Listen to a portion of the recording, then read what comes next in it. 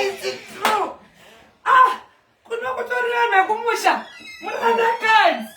Hey, ndafara zvisingaiti.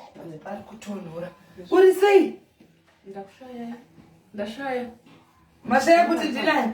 Aiwa ndiri murandakadzi. Ndakalenda musi unono ndini neighbors. Akauya manje ane bahombe ukunda vamwe vesa. Akasvika kubva Zimbabwe hamuna kutoona zvakangu kuti pane neighbors akasvika. Ndini. Ndafara muzandanzwa. Ino zvindatoremerwa. Pandatodzwa ndotomuri ndarudzwa nevekunhingirikindi vekunhingi kwanandaenda kulista. Zikati popo munogara pana mukadzi handiri hama yanga. Uyu anzi anotamba bhora kunhingi kuZimbabwe. Handiti handiwo uyu anzvadzi. Ndikati mwana wababa. Ende unozandaremerwa. Iwe chimbonditaurira. Nguva ine ndokuvekuya kudzimba dzavanerasikana dzatori 8 o'clock. Isokona hativati toti kuchera mvura yozvibaina kuti kana katomuka nezvitini. Akona bati. Ndandi unoziva kuti chimbura ndakadzi nyaya yanyatsondisvota yekuti ndaremerwa. Iwe murungu wepapapo Mr. Thompson akakwana. Mr. Thompson ndavapekwesatizva. Akavari pa next level house number 3 zve. Kuitedza kuzara nda kutozara vanhu vese. Ndotsaka ndinoti vanhu ngavandivhotere. Unogara muno munotedza kuziva kuti neighbor ndokuzingaira iko. Izvozvi pakaita rufu munoita sei?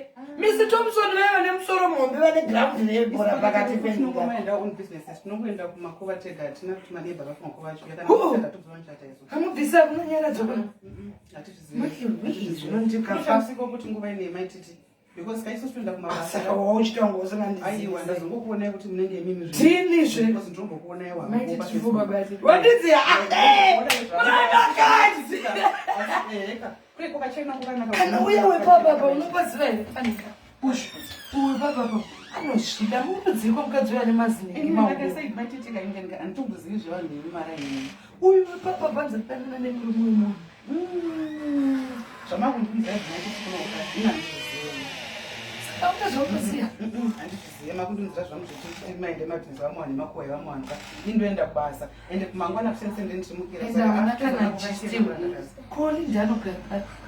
Koli ndatinosiyana nyaya yawo. Nyaya yei ndoda kuziva pano. Handinozive. Murandakadzi wangu ndakana.com. Zvakanaka imatitenda muri papi zviya? Paimba hombe yakadarika dzini. Okay. Kuonana mangwana. Murari.